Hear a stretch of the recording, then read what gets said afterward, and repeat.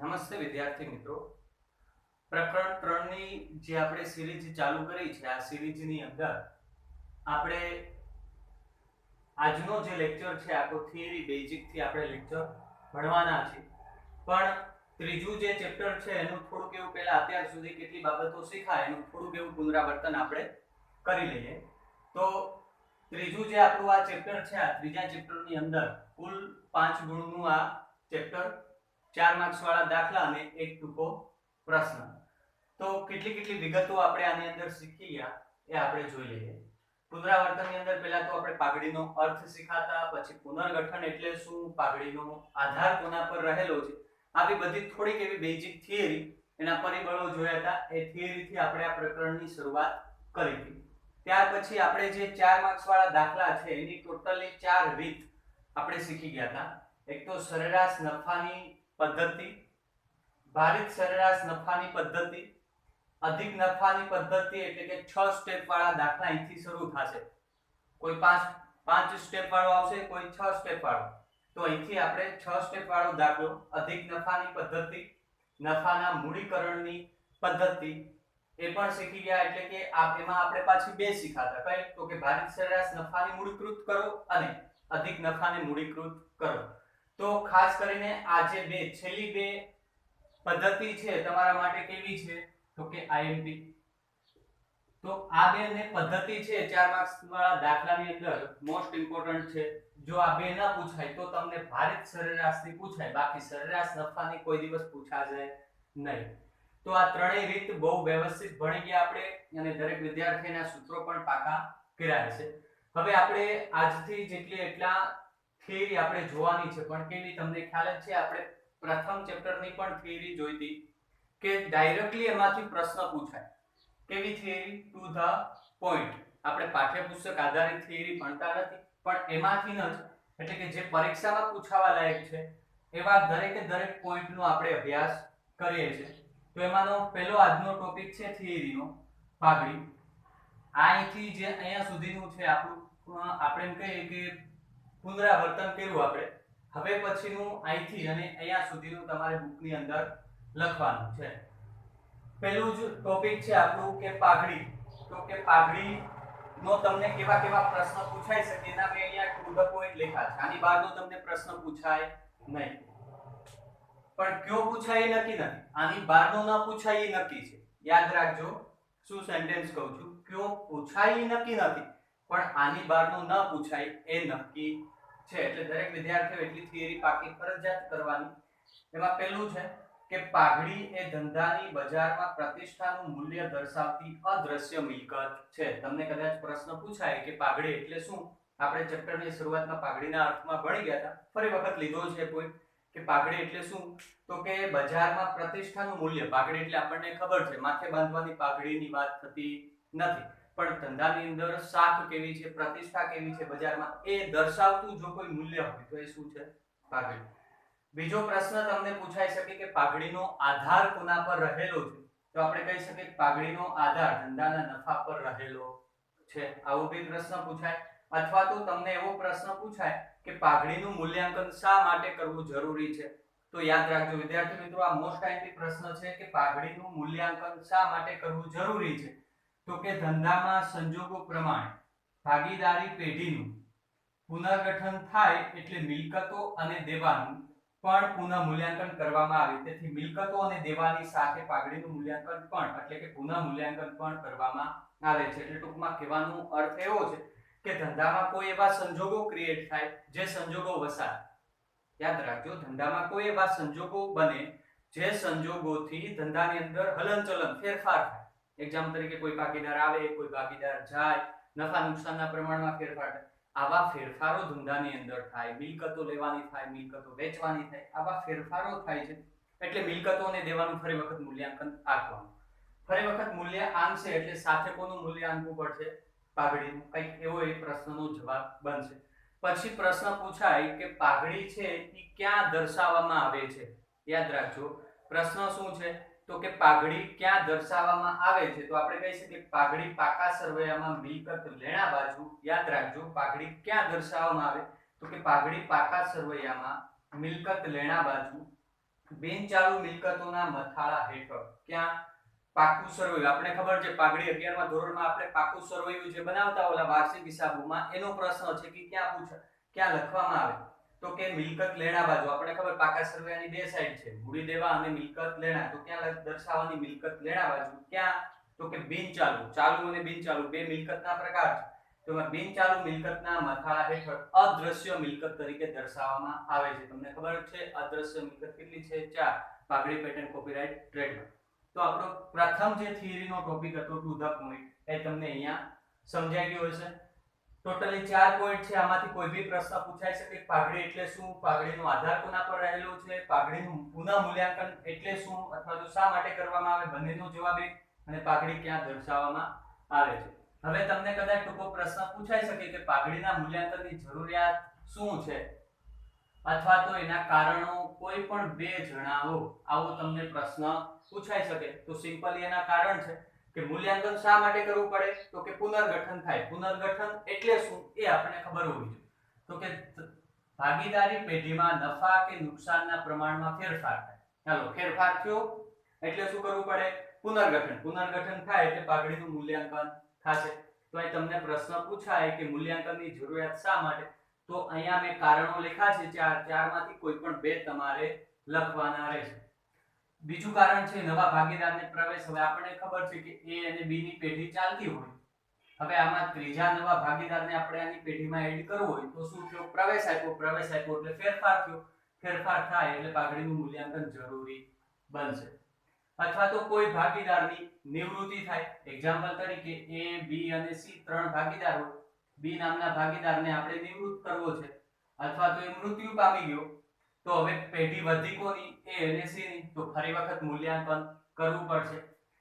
તો યાદ રાખજો આ ચાર કારણોમાંથી કોઈ પણ બે કારણો લખવાના. છેલ્લું કારણ છે કે ભાગીદારી પેઢીનું કંપનીમાં રૂપાંતર.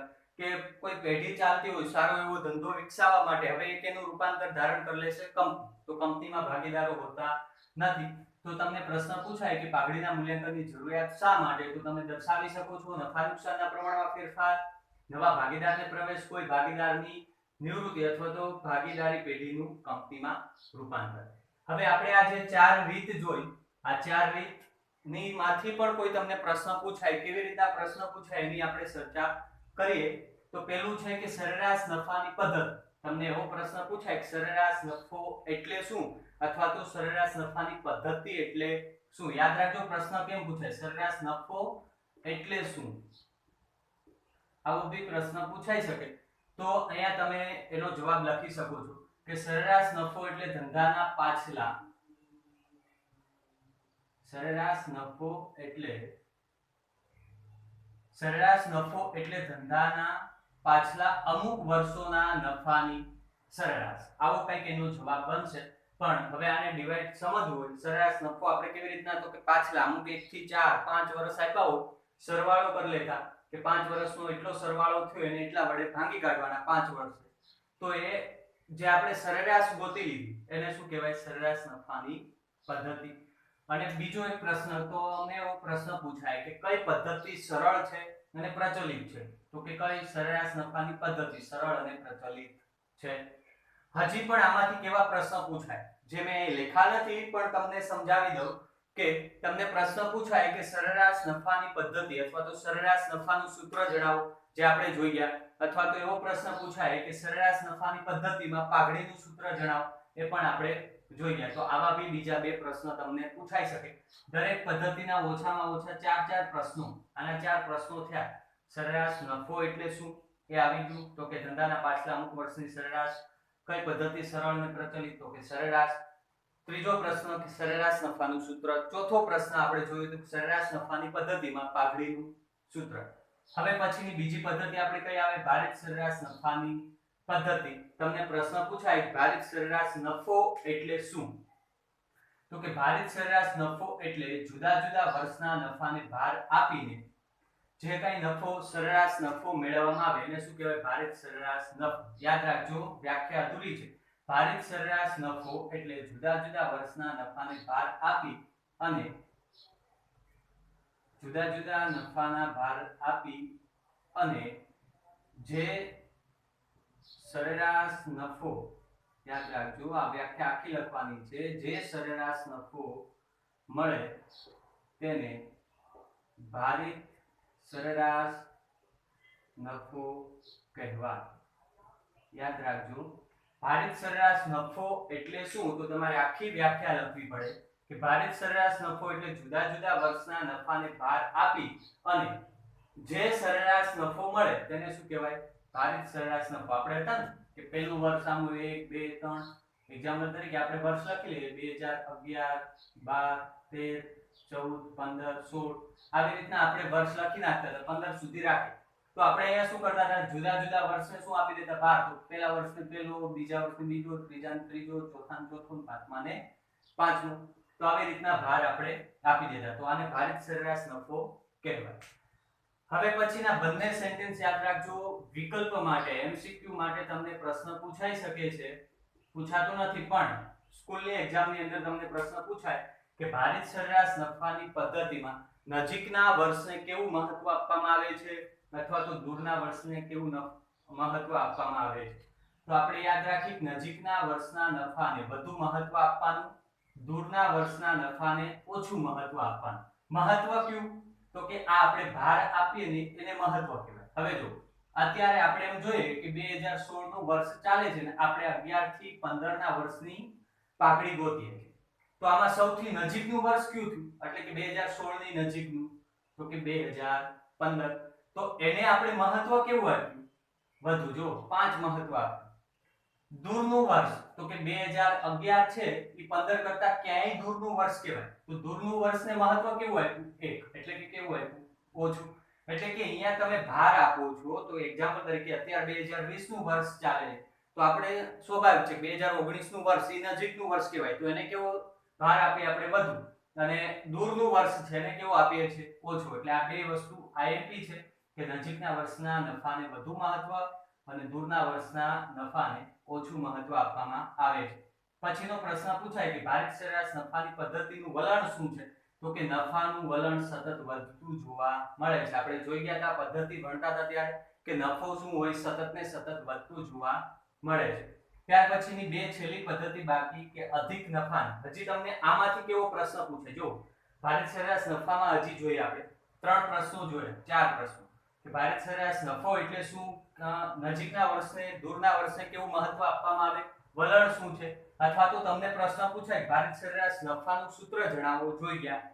પછી તમને પ્રશ્ન પૂછાય કે ભારિત સરેરાશ નફાની પદ્ધતિમાં પાઘડીનું સૂત્ર જણાવો, એ પણ આપણે જોઈ ગયા.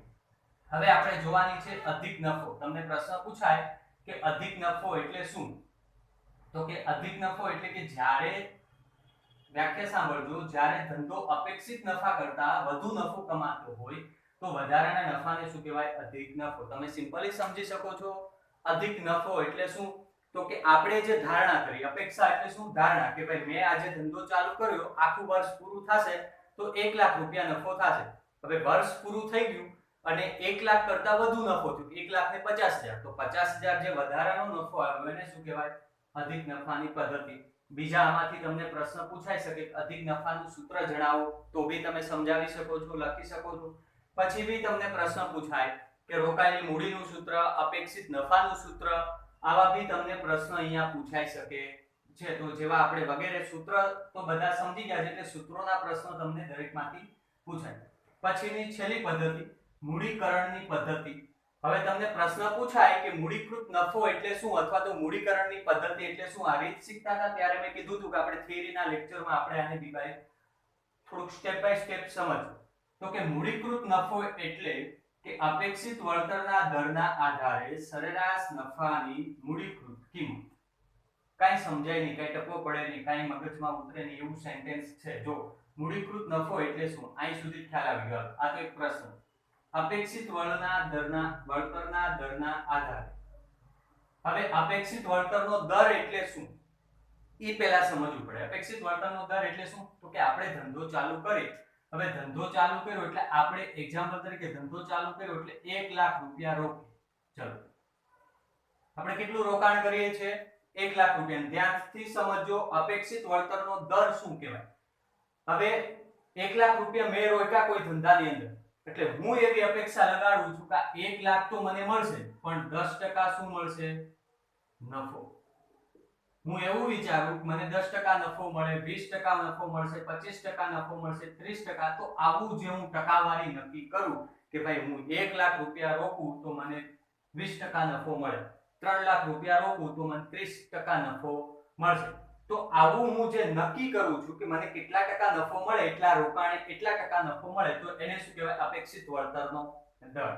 ખ્યાલ આવી ગયો? હવે પછી શું કીધું કે આ અપેક્ષિત વળતરના દરના આધારે મેં એવું નક્કી કર્યું 20%. આના આધારે સરેરાશ નફાની મૂડીકૃત કિંમત, કે આપણને જે સરેરાશ નફો મળે, પહેલા તો સરેરાશ નફો તો મેળવવો જ પડશે.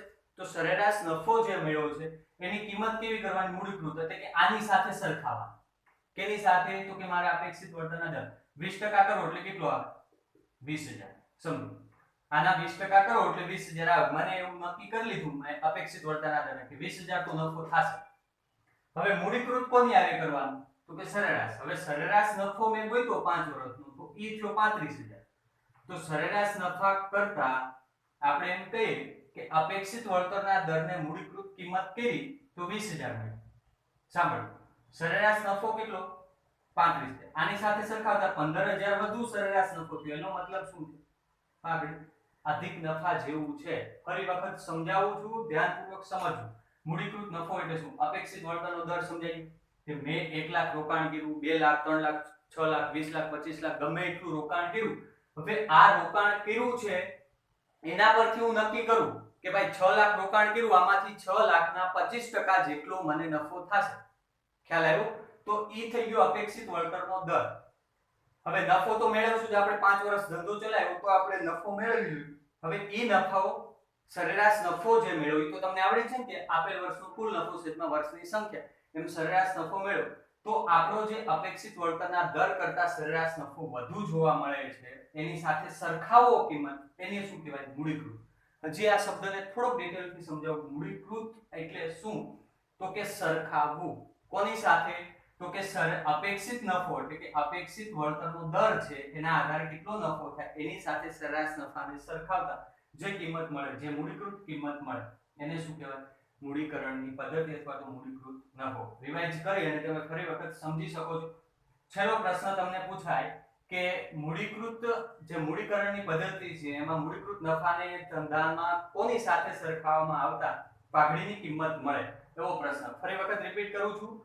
કયા નફાને રોકાયેલી મૂડી સાથે સરખાવતા પાઘડીની કિંમત મળે? આવો બી પ્રશ્ન પૂછાય. અથવા તો મૂડીકૃત નફાને કોની સાથે સરખાવવામાં આવે છે? આવો બી પ્રશ્ન પૂછાય. બંને પ્રશ્ન જોજો. પહેલો પ્રશ્ન મેં શું કીધો કે મૂડીકૃત નફાને રોકાયેલી મૂડી સાથે સરખાવતા કઈ કિંમત મળે? તો કે પાઘડીની, અથવા તો પાઘડીની કિંમત મેળવવા માટે કેની સાથે સરખાવવામાં આવે છે? અથવા તો મૂડીકૃત નફાને કોની સાથે સરખાવવામાં આવે?